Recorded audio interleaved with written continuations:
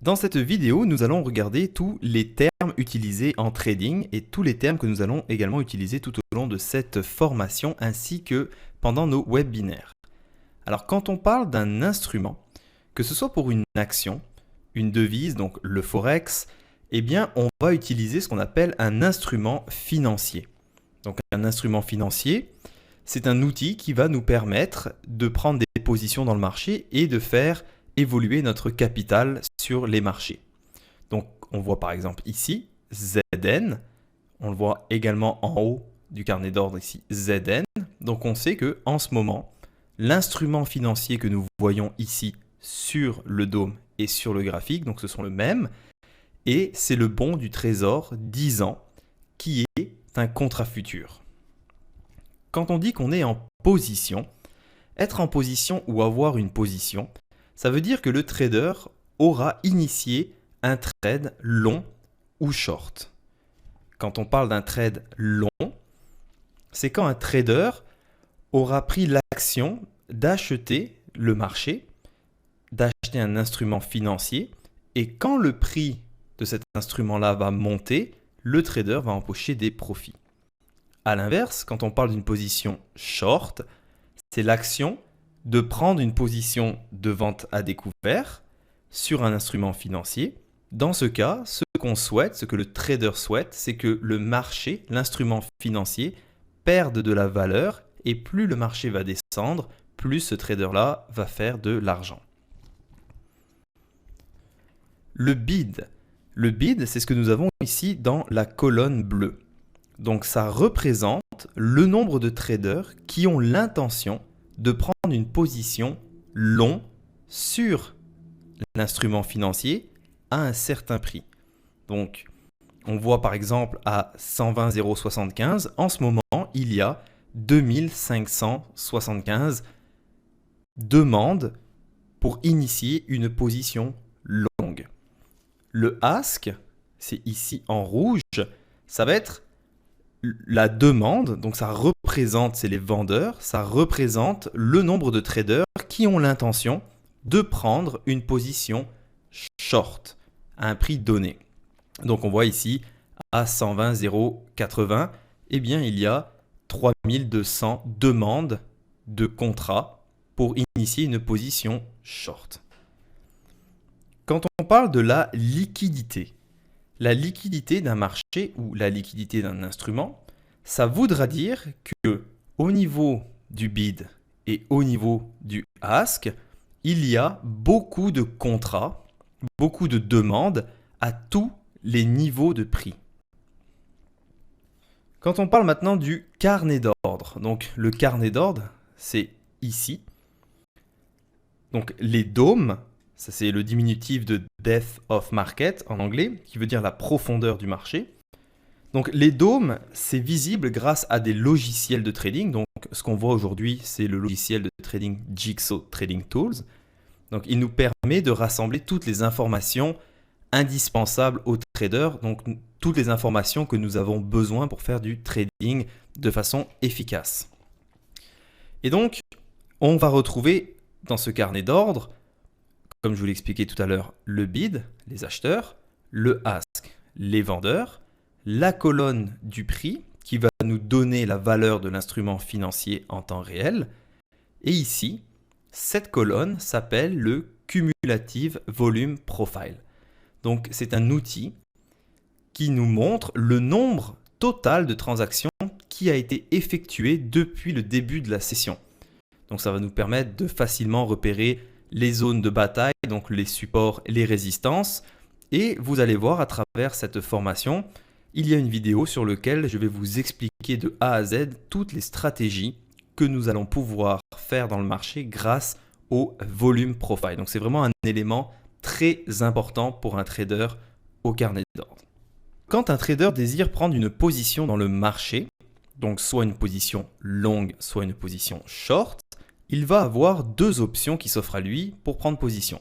La première s'appelle le limit order. Donc c'est acheter ou vendre le marché, donc vendre l'instrument financier à un prix que l'on souhaite. Si par exemple je veux initier une position longue en ce moment à 120,080, Quand je clique ici au niveau du bid, je fais ce qu'on appelle un ordre limite. Ça veut dire que je demande à être servi de un contrat sur ce niveau de prix, donc à 120,080. Ça veut dire que si jamais je ne suis pas servi, eh bien c'est pas grave, le marché continuera, mais moi, je suis uniquement preneur à ce niveau de prix. Donc c'est ce qu'on appelle un ordre limite. L'autre type d'ordre s'appelle l'ordre marché, donc le market order. Ça veut dire que cette fois, en cliquant dans la case qui est juste au-dessus des bids ou juste en dessous du ask, je vais tout de suite rentrer dans le marché pour être sûr d'être en position. Donc quand je clique ici, je suis tout de suite exécuté dans le marché pour une position longue à 120,085. Quand on parle d'un ordre stop, un ordre stop ici, ça va être votre filet protecteur. Ça veut dire que si jamais vous avez une perte de connexion, si jamais il se passe un grand mouvement violent dans le marché et que vous n'arrivez pas à sortir de votre position, eh bien votre ordre stop va être votre filet de protecteur. C'est un ordre qui va automatiquement se déclencher si le marché atteint le niveau du stop. Donc bien sûr, le stop, on peut le décaler et le mettre au niveau que l'on désire. De l'autre côté ici, vous avez ce qu'on appelle le take profit. Donc c'est votre objectif. Ça veut dire que si le marché arrive au niveau de votre take profit, vous allez sortir du marché avec un profit sur le niveau où vous avez placé votre take profit. Quand on parle de cover, c'est l'action de clôturer sa position. Donc, il y a deux options pour pouvoir clôturer une position. Soit on va utiliser un ordre marché, soit on va utiliser un ordre limite. Donc là, en ce moment, on voit que j'ai pris une position longue. Si je veux sortir du marché, je vais pouvoir soit déplacer mon take profit sur le niveau en ce moment où trade le marché. Donc si je suis exécuté ici, eh bien je serai sorti de mon trade avec un ordre limite. Donc on voit que j'ai été sorti du marché avec un ordre limite. Là, je viens de reprendre une position avec un ordre marché. Si jamais je veux sortir tout de suite du marché sans utiliser un ordre limite, parce que si je ne le fais pas tout de suite, le marché va aller trop fort contre moi, quand je vais cliquer dans ce niveau-là, eh bien, vous voyez que je suis sorti tout de suite avec un ordre marché. Quand on dit pull, ça voudra dire retirer son intention d'initier une position longue ou d'initier une position short.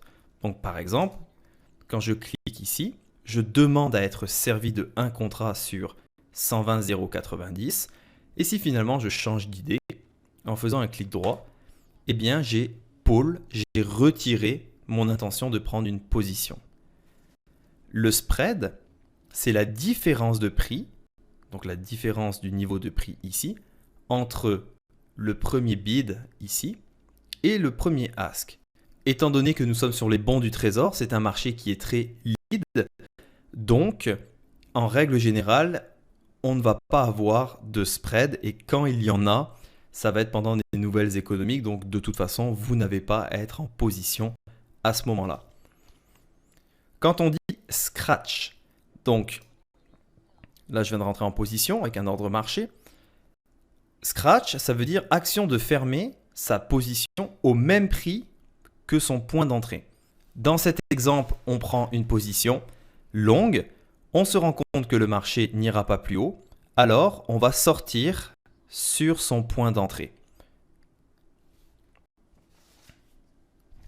Le inside print ou le tape, c'est ce qu'on voit ici au milieu. Donc c'est un outil qui va nous permettre de voir en temps réel le nombre de transactions qui ont réellement été effectuées. Donc on sait que le bid et le ask, on voit les intentions d'achat ou de vente, mais le inside print, ici au milieu, ça nous dit exactement le nombre de transactions qui sont réellement effectué soit au prix des acheteurs, soit au prix des vendeurs. Et c'est avec le inside print, le bid et le ask qu'on va être en mesure de prendre nos décisions de trading, de voir s'il y a de la manipulation dans les marchés et de se rendre compte qui est en train de dominer. Donc est-ce que ce sont les acheteurs qui sont en train de gagner du terrain et qui font monter le marché, ou bien est-ce que ce sont les vendeurs qui dominent les acheteurs et qui vont faire descendre le marché. Quand on parle d'un tick dans les contrats futurs, ça va être la variation de la valeur de l'instrument. Donc vous voyez ici 120, 120, eh bien le prix au-dessus, 125, c'est ce qu'on appelle un tick. Et donc sur les contrats futurs, pour un contrat, la valeur du tick va être à X dollars. Donc selon si vous êtes sur le bon du trésor le 30 ans, le 10 ans, le 5 ans, eh bien la valeur du tick va être différente.